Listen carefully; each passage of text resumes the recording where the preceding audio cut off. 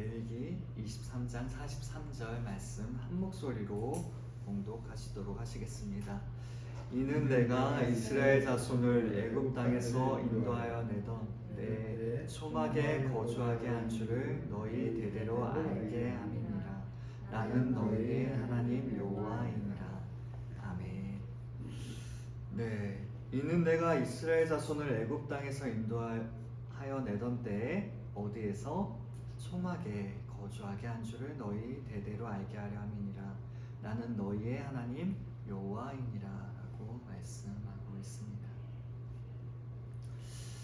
우리는 11월 셋째 주 주일을 추수감사절로 지킵니다. 네, 추수감사절은 부활절 그리고 성탄절과 함께 기독교의 3대 절기라고 불리는 중요한 절기라고 이야기할 수 있죠. 하지만 나머지 두 가지의 절기보다는 그 내용이나 인식이라는 점에서 다소 모호하게 다가오기도 하는 것이 바로 추수감사절이라고 이야기할 수 있을 것입니다. 해마다 반복되는 절기이기 때문에 올해도 하는구나 정도의, 혹은 말 그대로 감사하는 날 정도의 느낌만을 가지고 있지만 정확히 그날이 어떠한 날인지 이해하지 못하는 사람들이 많기 때문일 것입니다. 심지어는 형식적인 느낌이 강하여 이 절기에 대해 거부감마저 드는 젊은 성도들을 종종 만나게 되곤 합니다.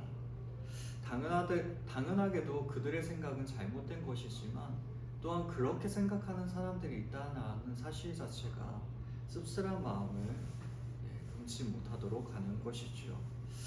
바라옵고 원하는 것은 오늘 우리가 함께 나누는 이 말씀을 통하여 추수감사절을 다시 한번 우리의 마음속에 새겨보는 우리 모두가 될 수 있기를 원합니다. 이 절기에 대해 알아가는 기쁨을 하나님께서 허락하여 주시기를, 그리고 하나님께 마음을 다해 항상 매일이 감사하는 날이지만 더욱더 감사할 수 있는 오늘이 될 수 있길 소망합니다. 우리가 아는 대로 추수감사절은 1년 동안 수확물과 추수에 대해 하나님께 감사하는 절기입니다.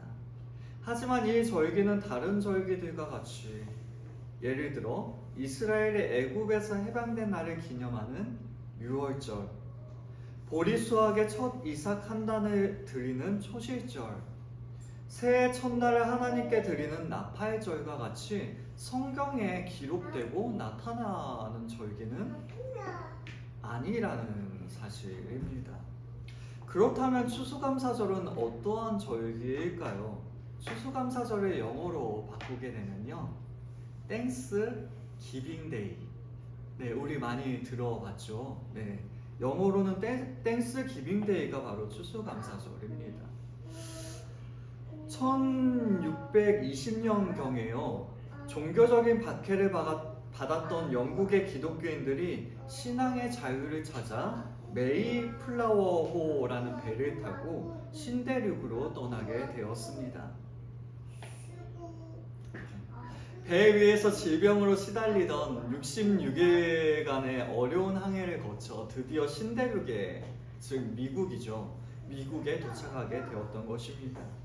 하지만 항로 이탈을 하면서 지연 도착을 하였기 때문에 이미 계절은 겨울이 되어버리고 말았습니다. 네, 겨울 아시죠? 겨울에는 농사를 지을 수가 없었습니다. 그해 겨울 절반 이상이 추위와 겨울병으로 사망하게 되었다고 합니다. 겨울 동안에 배 안에서 겨우겨우 살아남았던 승객들은 그곳에서 처음 농사를 짓게 되었고, 또한 그 추수한 것에 대하여 하나님께 감사를 드렸던 날이 바로 이 추수감사절의 기원이 된 날인 것입니다. 그때 그들이 얼마나 감격해하며 마음을 다해 하나님께 감사를 했을까? 비록 우리는 그곳에 함께 있지는 않았을지라도 쉽게 그들의 마음을 짐작해 볼 수 있을 것입니다. 신앙을 위해 떠나온 여정이었습니다. 하지만 사랑하는 수많은 사람들을 떠나보낼 수밖에 없었습니다. 더욱이 살아남은 자신들의 삶 또한 어떻게 될지 그들은 아무것도 알지 못하는 그러한 절망과 어려움 속에 빠져 있을 수밖에 없었을 것입니다. 당장 먹을 것, 내일 먹을 것을 고민해야 하였던 것이 바로 그들의 상황이었던 것입니다. 그때 그들이 거두어 들였던 첫 수확물은 얼마나 그들의 마음을 기쁘게 하였을까요? 아마도 그 첫 수확물은 그들에게 삶의 소망을 얻는 일과 마찬가지였을 것입니다. 그토록 감격하며 소망을 얻었던 그날, 정말 잊을 수 없는 그 은혜들로 인하여 마음을 다하여 하나님께 감사드렸던 그 날을 기념하는 것이 바로 추수감사절이었던 것입니다. 물론 그들이 얼마나 감격하며 하나님께 감사했을지는 짐작해 볼 수 있을 것입니다. 하지만 더 큰 일이 생겨나게 되었습니다. 추수감사절에 대해서 알아가면 알아갈수록 우리와의 접점이 무엇인가를 다시 한번 고민하게 되는 것이지요. 성경에서 지키라고 정확히 명시하신 절기도 아닐 뿐더러 더더구나 우리나라가 아니라 다른 나라의 절기였던 거예요. 그렇다면 우리는 왜 추수감사절을 지켜야 하는 것일까요?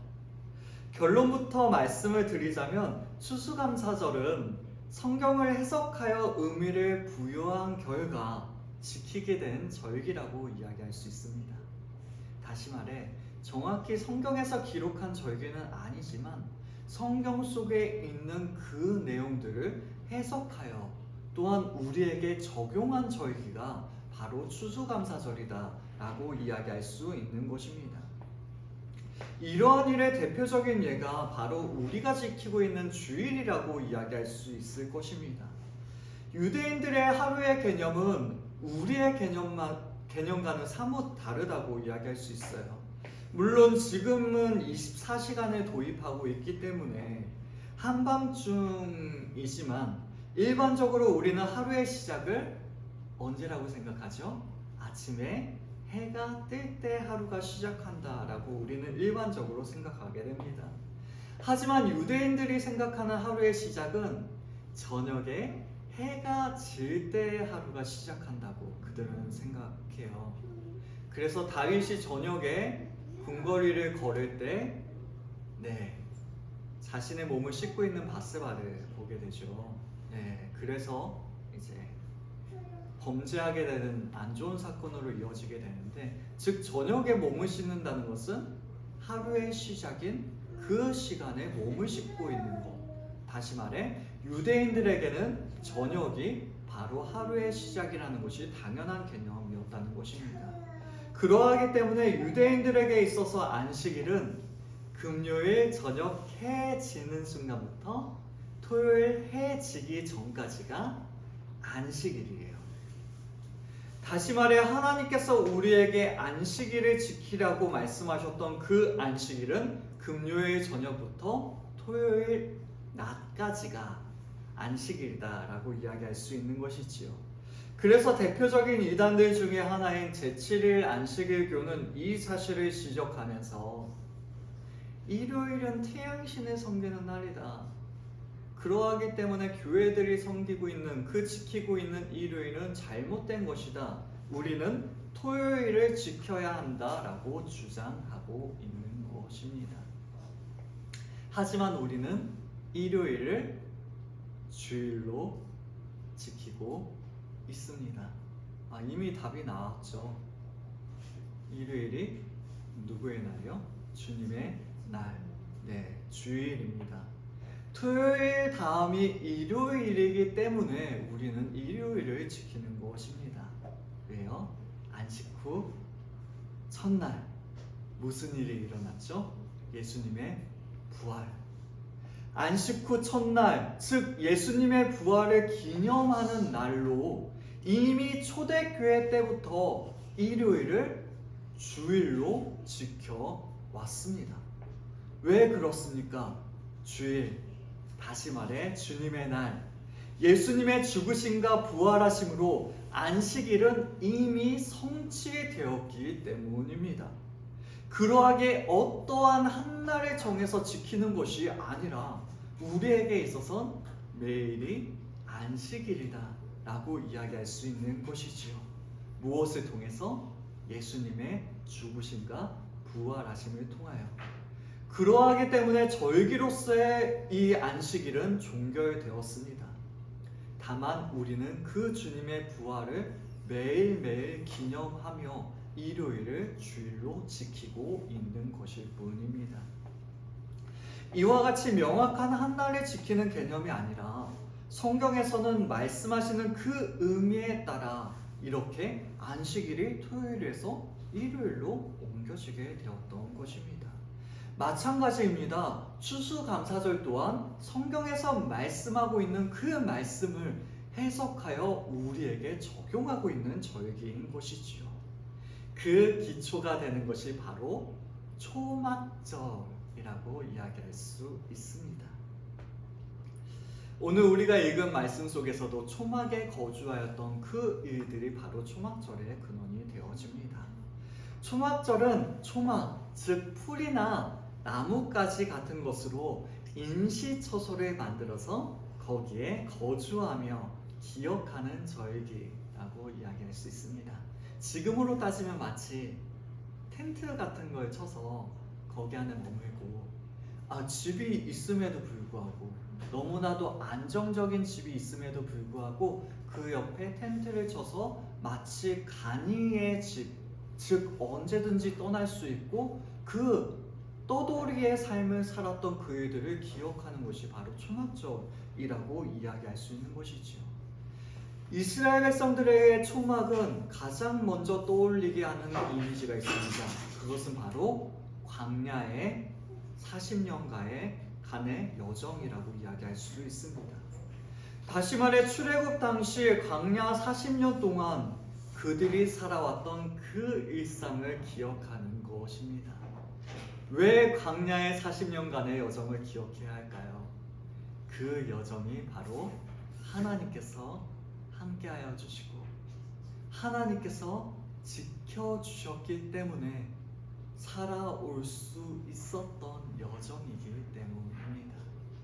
그 하나님의 도우심을, 그 하나님의 은혜를 기억하는 것이 바로 초막절이었던 것입니다. 더욱이 이날은 농사철이 끝나고 곡식을 저장하는 시기에 지켜졌습니다. 그래서 초막절은 수장절이라고 부르기도 했어요. 둘이 똑같은 날이고 다른 이름일 뿐입니다. 출애굽기 23장 16절의 말씀입니다. 맥주절을 지키라. 이는 내가 수고하여 밭에 뿌린 것에 첫 열매를 거둠이니라. 수장절을 지키라. 이는 내가 수고하여 이룬 것을 연말에 밭에서 거두어 저장함이니라 라고 말씀하고 있습니다. 초막절, 수장절, 그리고 장막절이 같은 이름입니다.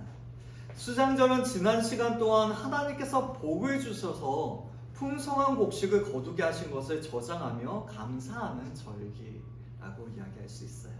즉 거둬들인 것을 저장하며 하나님께서 이렇게 많은 것들을 우리에게 주셨구나 감사하는 절기가 바로 수장절, 초막절이었으며 이것이 바로 추수감사절의 근원이 되는 절기인 것입니다.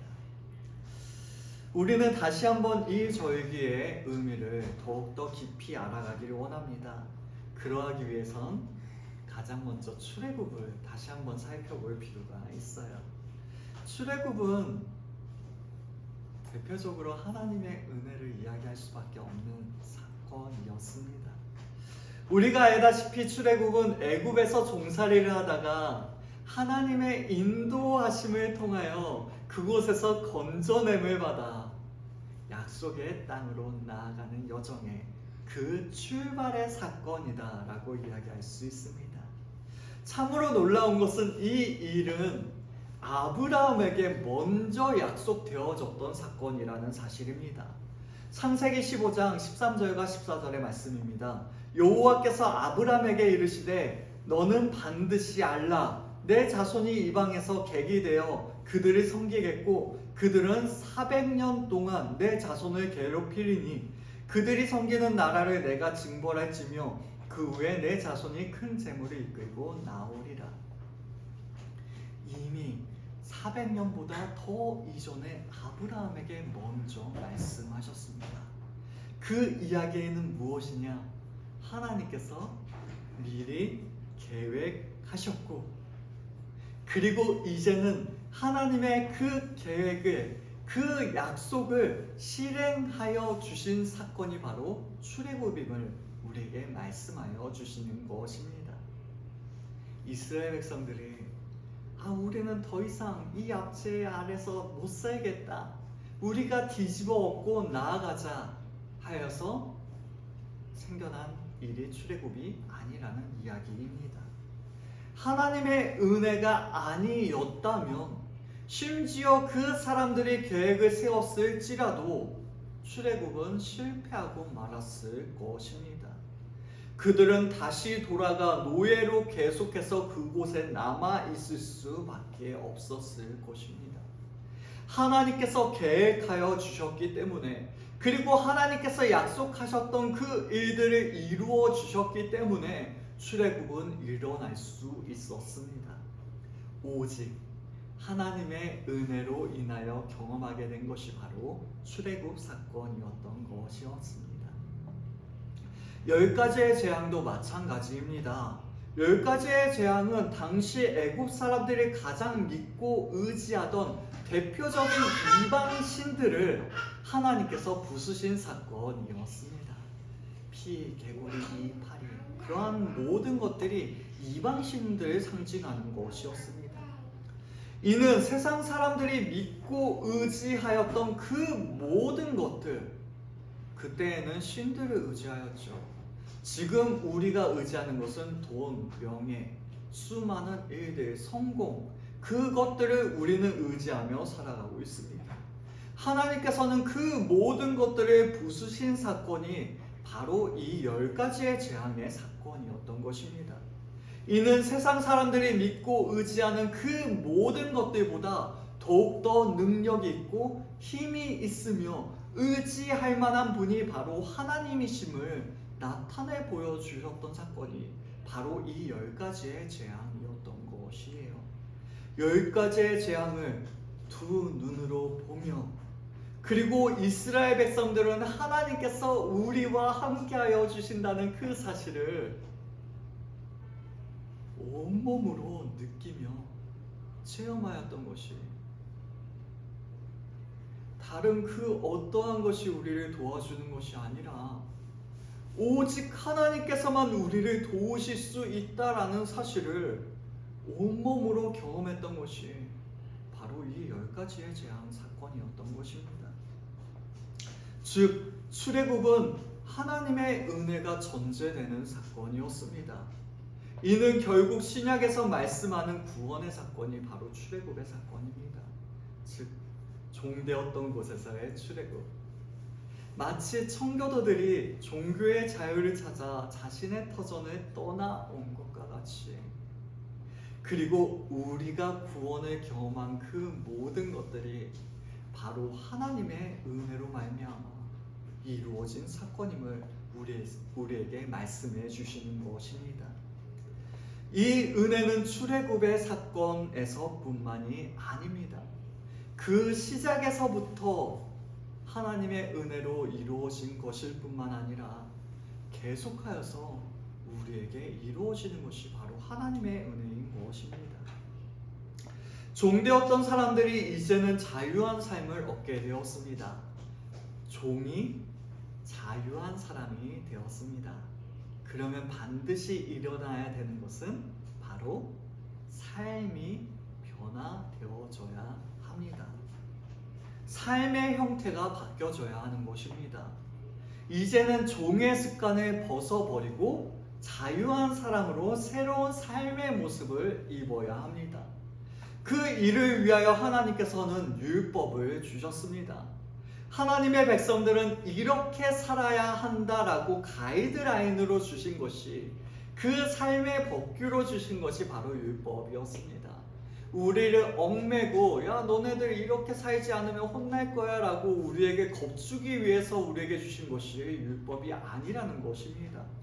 하나님을 믿는 사람들, 그리고 자유함을 얻은 사람들, 구원함을 얻은 사람들은 반드시 하나님의 말씀을 따라 살아가야 한다 라고 우리에게 주어진 것이 바로 율법인 것입니다. 그러하기 때문에 율법을 지킴으로 구원을 받는다라는 것은 오해입니다. 율법을 지키기 때문에 구원을 얻는 것이 아니라 구원을 얻었기 때문에 지켜야 하는 것이 율법인 것입니다. 그렇죠. 은혜가 있었기 때문에 우리는 하나님의 말씀을 지키는 삶으로 나아갈 수 있었던 것입니다. 출애굽기 20장 2절의 말씀입니다. 나는 너를 애굽 땅 종되었던 집에서 인도하여 낸 내 하나님 여호와이니라. 하나님께서는 분명하게 말씀하십니다. 우리를 출애굽시켜 주셨으니까, 우리를 구원하여 주셨으니까 우리는 더 이상 종의 삶이 아니라 하나님의 자녀로 합당한 삶을 살아야 한다고 말입니다. 다시 말해, 나는 너를 애굽 땅, 애굽에서 종되었던 집에서 인도하여 낸 내 하나님 여호와니라 라고 은혜를 선포하시고, 나는 너를 구원한 하나님이야 라고 은혜를 말씀하시고, 그 이후에 십계명, 너는 나 외에 다른 신들을 내게 두지 말라라는 계명이 나오게 되는 것입니다. 은혜로 시작되었던 구원뿐만 아니라 구원받은 자로서의 삶 또한 은혜로 선포하고 계신 것입니다. 은혜를 먼저 말씀하시고 그리고 율법을 주신 것이시죠. 하지만 우리가 구원받은 사람으로서 이 율법들을 지키고자 할 때 우리는 스스로의 연약함을 깨달아 알 뿐입니다. 하나님 없이는 살 수 없는 존재들이 바로 우리들이며, 하나님의 도우심 없이는 아무것도 할 수 없는 존재들이 우리들임을 깨닫게 되는 것입니다. 순종의 좋은 모양이 있기도 전에 불순종의 불명예를 안고 살게 된 것이 바로 우리들의 모습인 것이지요. 마치 은혜로 떠난 강야의 여인 속에서 가데스 바네아의 열 정탐꾼이 불신앙의 모습을 보여주었던 것과 같이 말입니다. 은혜로 주셨는데 우리는 그 은혜에 반응하지도 못하고 불순종을 겪게 되는 것이 바로 연약한 우리의 삶인 것입니다. 참으로 감사한 것은 출애굽의 사건도, 율법이 주어진 사건도 우리가 무언가를 하는 그 이전에 하나님께서 먼저 은혜로 주신 것이라는 사실입니다. 우리가 무언가를 잘해야 했기 때문에 하나님께서 주신 것이 아니라 은혜로 받을 자격 없는 자들에게 하나님께서 온 마음을 쏟아주셨던 것입니다. 우리의 구원도 마찬가지입니다.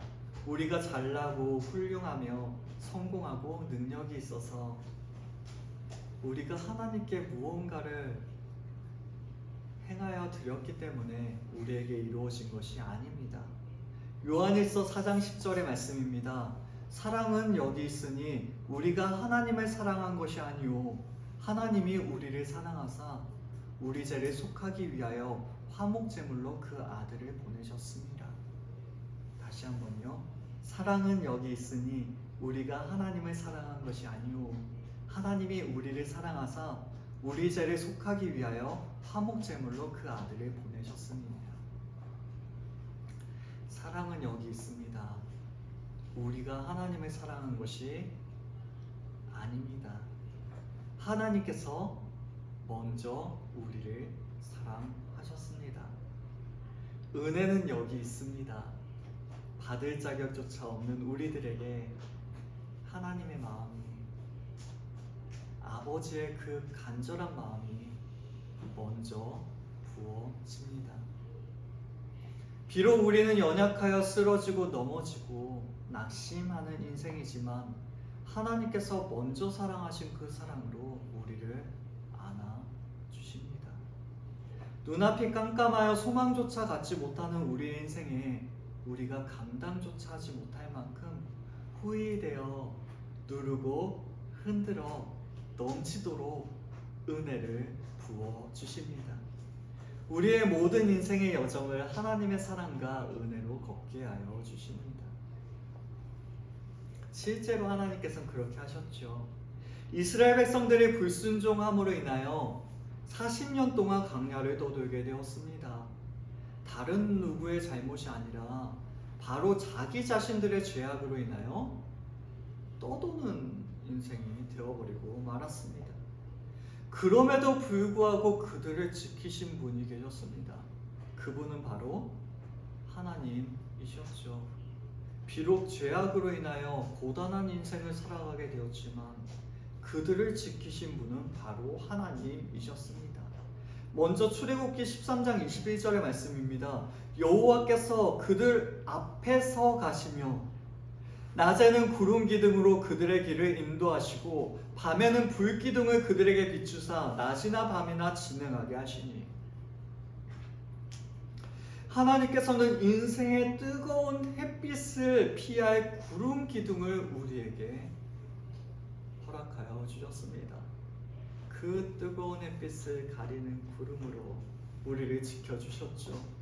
외로움과 추위를 견뎌낼 불기둥으로 우리의 인생을 인도하여 주셨습니다.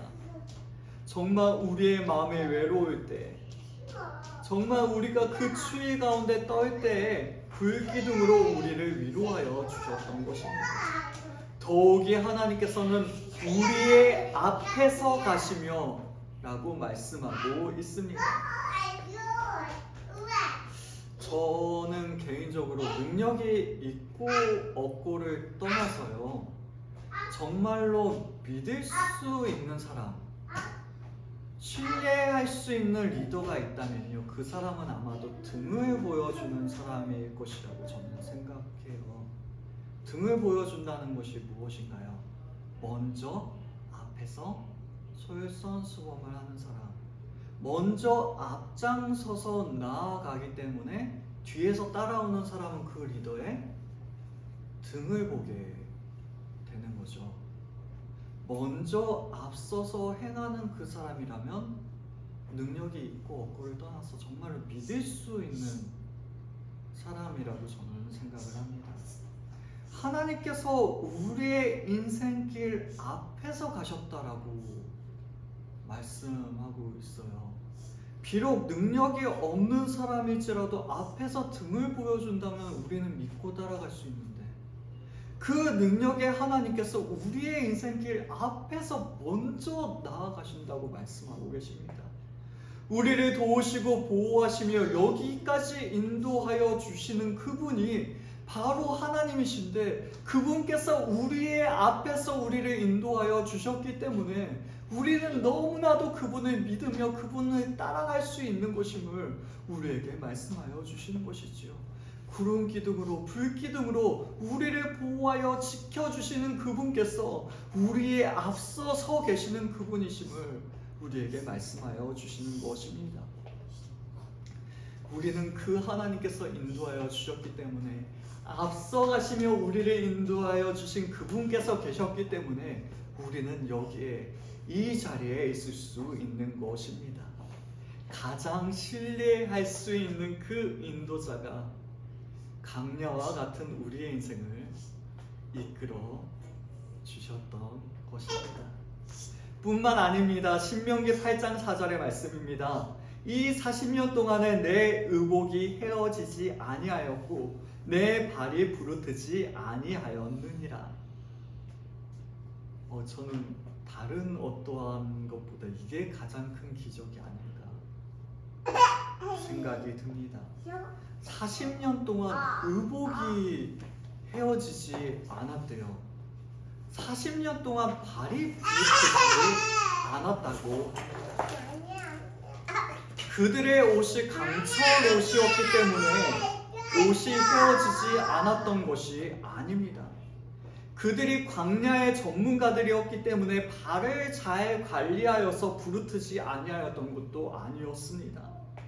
하나님께서 끊임없이 돌보아 주셨고 하나님께서 끊임없이 보호하여 주셨기 때문에 그들은 그리할 수 있었던 것이었습니다. 어디에서요? 광야에서요. 그토록 척박하고 삭막한 그 인생의 길 위에서 그들은 살아갈 수 있었던 것입니다. 단 한순간도 하나님께서 우리를 홀로 내버려 두신 적이 없었습니다. 여전히 우리의 인생에 주님께서 부어주신 그 은혜들이 헤어져 없어지지 않았습니다. 때때로 지치고 포기하고 싶었을 때도 있었지만 여전히 우리는 비록 서투를지라도 우리의 두 발로 우리의 인생의 길을 걸어가고 있는 것입니다. 어떻게요? 우리가 잘하였기 때문에? 아니요. 하나님께서 끊임없이 우리를 돌보아 주셨기 때문에, 하나님께서 끊임없이 우리를 보호하여 주셨기 때문에 우리는 여전히 우리의 인생의 길을 걸어갈 수 있는 것입니다. 지금까지 걸어올 수 있었던 것도 하나님의 은혜인데 여전히 우리는 걸을 수 있었던 것 또한 하나님의 은혜임을 우리는 고백하지 않을 수가 없는 것입니다. 그리고 신명기 8장 3절의 말씀입니다. 너를 낮추시며 너를 줄이게 하시며 또 너를 알지 못하며 내 조상들도 알지 못하던 만나를 내게 먹이신 것은 사람이 떡으로만 사는 것이 아니요 여호와의 입에서 나오는 모든 말씀으로 사는 줄을 내가 알게 하려 하심이니라 라고 말씀하고 있습니다. 먹고 사는 문제가 오직 하나님께 달려있음을 우리에게 말씀하고 있습니다. 하나님께서는 그 모든 말씀으로 우리를 위로하여 주셨고 회복하여 주셨으며 또한 우리를 소생하게 하여 주셨습니다. 줄일 때, 갈급할 때, 흔들릴 때 그 모든 순간에 우리에게 찾아와 우리에게 말씀하여 주셨고 그 말씀으로 우리를 살려 주셨습니다. 그 은혜로 우리에게 살아가게 하셨던 것입니다. 우리가 잘 먹었기 때문에 열심히 노력하였기 때문에 성공한 인생을 살아갔기 때문에 우리가 살아있는 것이 아닙니다. 오직 하나님의 말씀으로 우리가 사는 줄을 하나님께서 우리에게 말씀하여 주셨기 때문에 그 말씀으로 끝까지 우리를 붙잡아 주셨기 때문에 우리가 살아올 수 있었던 것입니다. 그렇습니다. 우리는 모든 것이 하나님의 은혜라고 이야기할 수밖에 없습니다. 은혜로 출발했던 그 여정은요, 그 진행의 모든 과정 속에서도 모든 순간이 하나님의 은혜라고 이야기할 수밖에 없는 것이 바로 그 모든 여정이었던 것입니다. 하나님께서 함께하여 주셨기 때문에 그들은 나아갈 수 있었고 하나님께서 함께하여 주셨기 때문에 그 모든 길 위에 서 있을 수 있었던 것입니다. 우리 또한 마찬가지죠. 우리가 살아온 인생들을 돌이켜볼 때 마치 이스라엘 백성들처럼 광야와 같은 인생을 살아왔지만 그 모든 순간에 하나님께서 함께하여 주셨기 때문에 우리는 살아올 수 있었고 또한 살아갈 수 있는 것입니다. 다시 한번요. 하나님께서 함께하여 주셨기 때문에 우리는 살아갈 수 있습니다. 한 번만 더요. 하나님께서 함께하여 주셨기 때문에 우리는 살아갈 수 있습니다. 네, 함께 우리. 네, 그래서 함께 우리 교회예요. 하나님께서 우리와 함께 하시기에 우리는 우리일 수 있습니다. 우리가 누군가요? 하나님의 자녀들. 하나님께서 우리와 함께하여 주셨기 때문에 우리는 하나님의 자녀로 우리일 수 있는 것이 바로 우리들입니다. 이 말씀으로 다시 한번 적용하자면 하나님께서 함께 하시기에 살아갈 수 있는 우리, 그것이 바로 우리들인 것이지요. 이처럼 초막절은 하나님께서 함께하여 주신 그 은혜들을 감사하며 기리는 날이었습니다.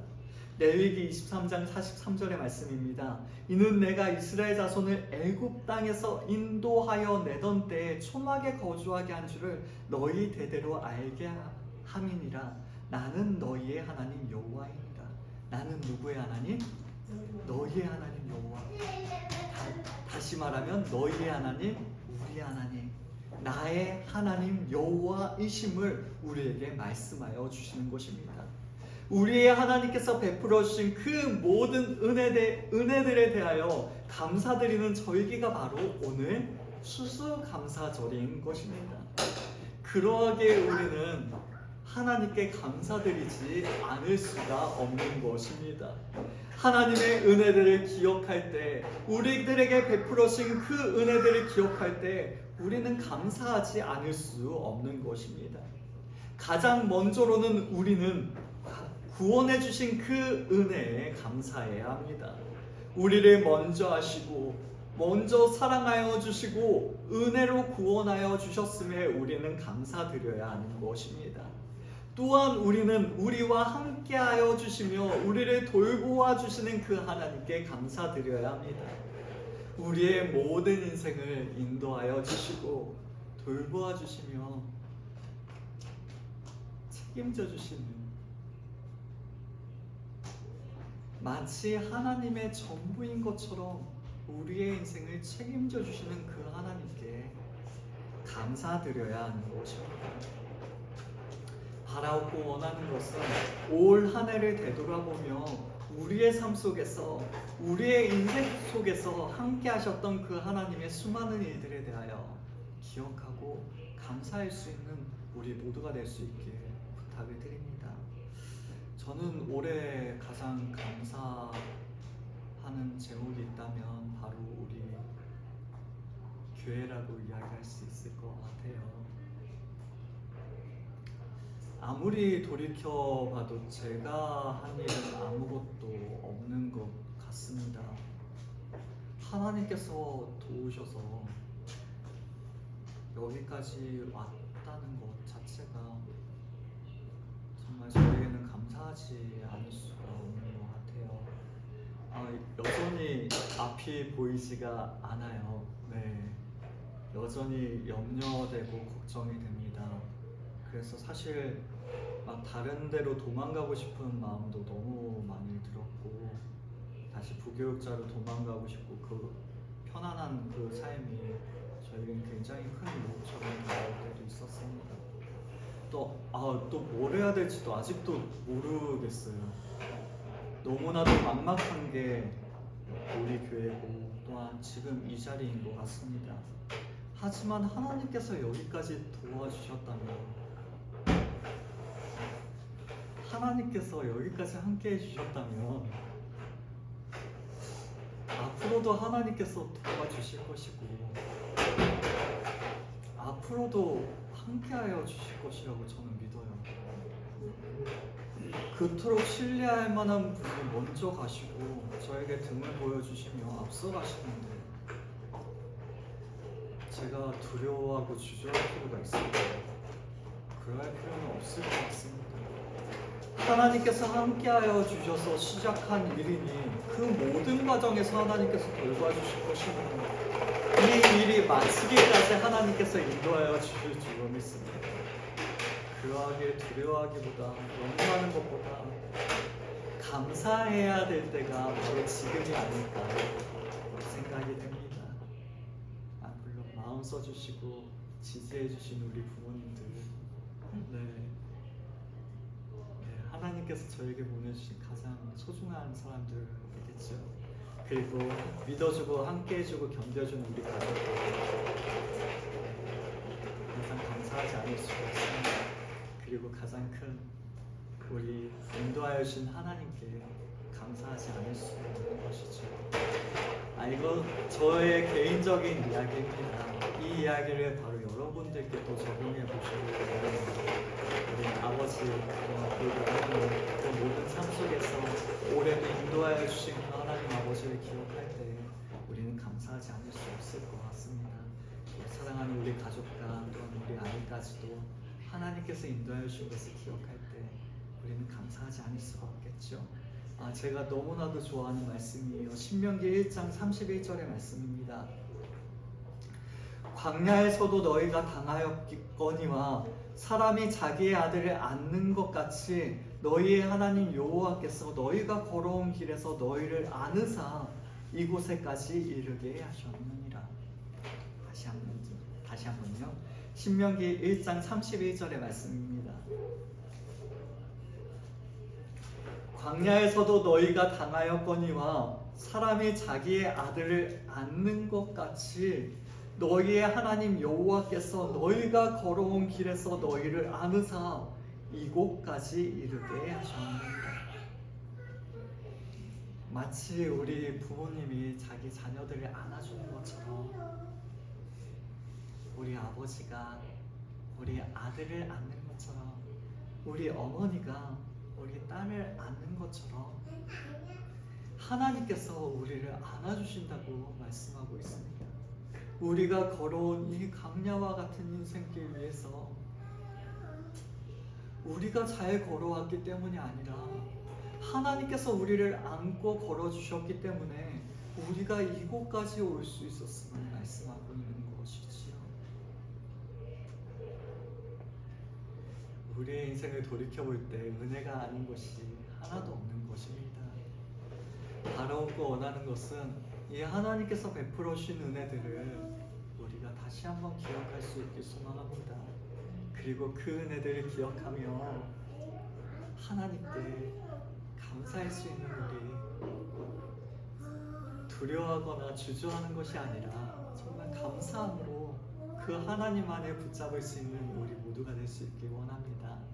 그리하여 매일이 감사지만 오늘은 더욱더 특별히 하나님께 감사드리는 하루, 우리 추수감사절이 될 수 있게 주님의 이름으로 축원합니다. 하나님께 감사하며 또한 하나님을 바라보며 주님의 은혜들을 마음껏 누리는 우리 모두가 될 수 있게 주님의 이름으로 축원합니다. 기도하시겠습니다.